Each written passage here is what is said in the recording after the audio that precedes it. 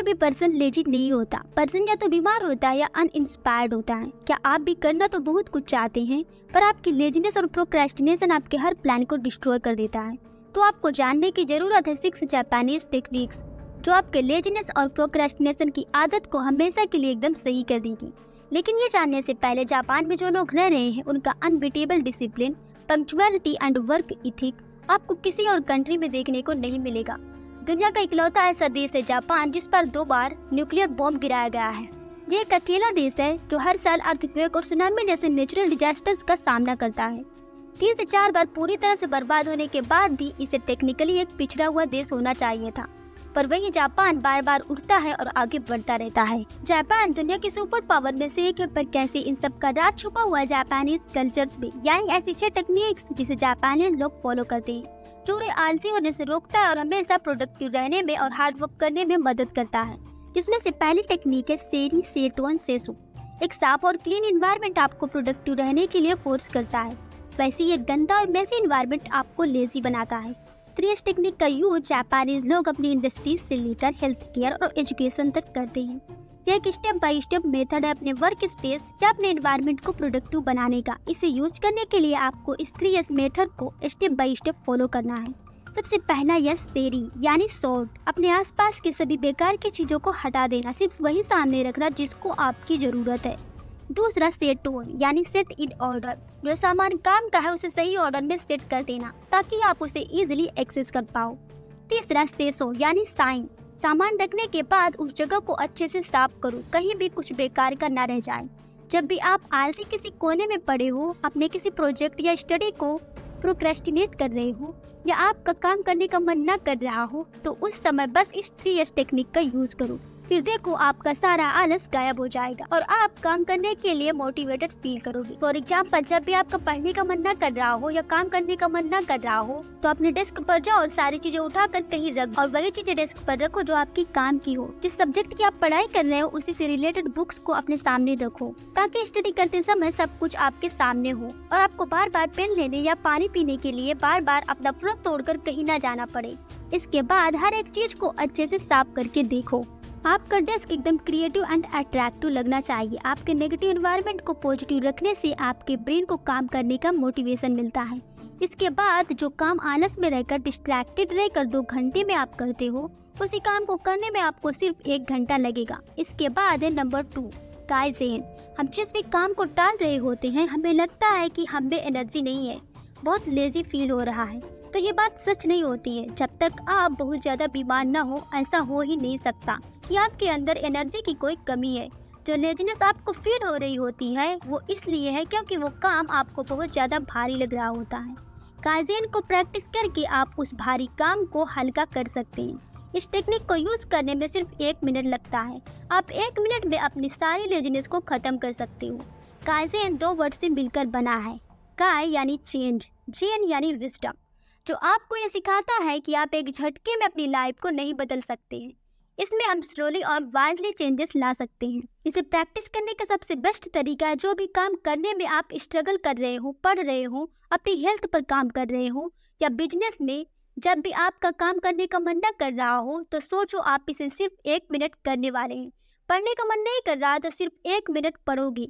Exercise करने का मन नहीं कर रहा है तो सिर्फ 10 पुशअप्स करोगे। ऐसे स्मॉल और ग्रेजुअल चेंजेस से आप धीरे धीरे धीरे खुद को 1% ही सही लेकिन बेहतर बनाते जाओगे। आपके दिमाग से ये लेजीनेस का मिथ निकल जाएगा। Number 3 the rule of 3। इस टेक्निक की हेल्प से आप कभी भी अपने सबसे जरूरी काम से डिस्ट्रैक्ट नहीं हो पाओगे। ऐसा कितनी बार होता है कि हम बहुत जोश के साथ किसी भी काम को स्टार्ट करते हैं, बट बीच रास्ते में ही भटक जाते हैं और इधर उधर के फालतू कामों में लग जाते हैं। ऐसा इसलिए होता है क्योंकि हमारा ब्रेन हार्ड चीजों से बचकर इजी चीजों की तरफ भागता है। जैसे मान लो आपको अपने किसी स्किल की प्रैक्टिस करनी है, फिर आपका ब्रेन कहेगा चलो पहले बाहर से सामान खरीद लाते हैं, फिर उसके बाद करते हैं। पहले लंच कर ले, फिर उसके बाद प्रैक्टिस करते हैं। जरा अपने दोस्त को फोन कर ले, जरा सफाई कर ले, फिर उसके बाद प्रैक्टिस करते हैं। ऐसा करते करते करते आपका पूरा दिन गुजर जाएगा और आपको लगेगा आज तो बड़ा बिजी दिन था, प्रैक्टिस करने का तो टाइम ही नहीं मिला। इसी माइंड ट्रैप से बचने के लिए आपको इस टेक्निक का यूज जरूर करना चाहिए, जिसे करना बड़ा ही सिंपल है। आपको आपके हर सुबह आपके सबसे जरूरी 3 काम एक पेज पे लिखने हैं, जो आपके लिए सबसे हाई प्रायोरिटी पे हैं। चाहे जो कुछ भी हो जाए, आपका दिन खत्म होने से पहले आपको ये 3 काम खत्म करने ही करने हैं। इस तरह अपनी प्रायोरिटीज क्लियर करने से जब तक आप खुद 3 काम नहीं कर लेते हैं, तब तक आपका माइंड अनप्लेज रहेगा। आपका ध्यान बार बार इसी काम को करने में जाएगा। नंबर 4, काइकाकू। काइकाकू एक जापानीज टर्म है जिसका मतलब होता है रेडिकल चेंजेस। दुनिया की दूसरी सबसे बड़ी कार मैन्युफैक्चरिंग कंपनी टोयोटा में इस टेक्निक का बड़ा ही बेखूबी से यूज किया जाता है। एक तरफ काइजेन से हमने सीखा कि हमारे ब्रेन के लिए एकदम से कुछ भी चेंज कर पाना बहुत ही हार्ड होता है, तो हमें उसे छोटे छोटे चेंजेस में बदल कर चेंज लाना चाहिए। काइकाकू एकदम इसका उल्टा होता है। इस टेक्निक के अकॉर्डिंग जो चीज एक बार में बदली जा सकती है उसमें फौरन काम में लग जाना चाहिए। एक बार में बड़े चेंजेस में लाने में फोकस करना चाहिए। काइजेन और काइकाकू का यूज अलग अलग सिचुएशन में किया जाता है। अगर आपको फिट हो रहा है तो आप एक दिन में लगातार एक्सरसाइज करके अपनी बॉडी को फिट नहीं बना सकते, वहाँ पे आपको काइजेन का यूज करना होगा। पर जिस प्रोजेक्ट को आप 2 हफ्ते में खत्म कर सकते उसे 2 महीने में लेजी होकर पूरा करना सही नहीं होगा। यहाँ पर आपको काइकाकू का यूज करना चाहिए। इसे यूज करने के लिए आपको अपने आप से ये 5 सवाल पूछने हैं और आखिरी सवाल तक आते आते आपको उस काम को करने की एनर्जी आ जाएगी।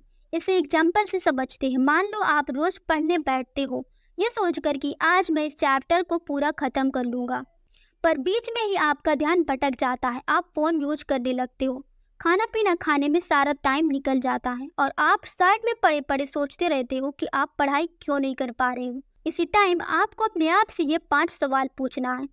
पहला, मैं क्यों नहीं पढ़ रहा हूँ? क्योंकि मेरा ध्यान फ़ोन पे जा रहा है। दूसरा, मोबाइल में ध्यान क्यों जा रहा है? क्योंकि आपके दोस्त के व्हाट्सएप ग्रुप्स की नोटिफिकेशन आ रही है। तीसरा, पर मैं देख क्यों रहा हूँ इन नोटिफिकेशंस को? क्योंकि फ़ोन बिल्कुल सामने है। चौथा, मेरा फ़ोन क्यों बिल्कुल सामने है? क्योंकि मुझे याद ही नहीं रहता कि पढ़ते समय फ़ोन को हटाना है। और 5वां, मैं रोज रोज क्यों भूल जाता हूँ कि मुझे क्या करना है? अब आपको अपनी लाइफ में रेडिकल चेंजेस ये लाना है, पढ़ते टाइम आपका फ़ोन आपके पास नहीं होना चाहिए। इस टेक्निक की हेल्प से आप अपनी हर प्रॉब्लम रूट कॉज तक जाके उसे जड़ से सॉल्व कर पाओगे। नंबर 5, हारा हाचिबू। ओकिनावा जापान का एक ऐसा आइलैंड है जो कि वर्ल्ड के ब्लू जोन रीजन का पार्ट है, जहाँ बीमारी बहुत कम और हेल्थ अपने पीक पर है। यहाँ के लोग 100 साल से भी ज़्यादा जीते हैं। यहाँ के लोग 60 की उम्र में रिटायरमेंट नहीं लेते, बल्कि मरते दम तक काम करते हैं। उनकी इस हाई एनर्जी का सीक्रेट है हारा हाचिबू, यानी कि ईटिंग माइंडफुली। इसी प्रिंसिपल की वजह से यहाँ के लोग हेल्थी लाइफ स्टाइल और एक्टिव लाइफ स्टाइल जी पाते हैं। हमें से शायद बहुत से लोगों को यह अंदाजा नहीं है, पर हमारे लेजीनेस की one of the more problem है हमारी ईटिंग हैबिट। क्या खा रहे हैं वो भी और कैसे खा रहे हैं वो भी। आप नोटिस करना कि जब जब आपका पेट एकदम फुल होगा तब तब आप लेजी फील करोगे। इसी प्रिंसिपल के अकॉर्डिंग हमें कभी भी अपने पेट को 80% से ज़्यादा फुल नहीं करना चाहिए। आप जितना ज़्यादा खाना खाओगे आपकी बॉडी को उस खाने को डाइजेस्ट करने के लिए उतनी ही ज़्यादा एनर्जी रिलीज करनी होगी, जिस वजह से आपका कोई भी काम करने का मन नहीं करेगा। यही रीज़न है कि ओकिनावा के लोगों की डेली इंटेक सिर्फ 900 कैलोरीज है, जो कि एवरेज इंडियन से बहुत कम है। Number 6, chain of mindfulness. सबसे इम्पोर्टेंट, आप ये सभी टेक्निक सक्सेसफुली तभी इम्प्लीमेंट कर पाओगे जब आप माइंडफुल रहना सीख जाओगे। माइंडफुल होना यानी प्रेजेंट मोमेंट में कंप्लीटली सरेंडर कर देना, ना पास्ट का रिग्रेट होना, ना फ्यूचर की टेंशन।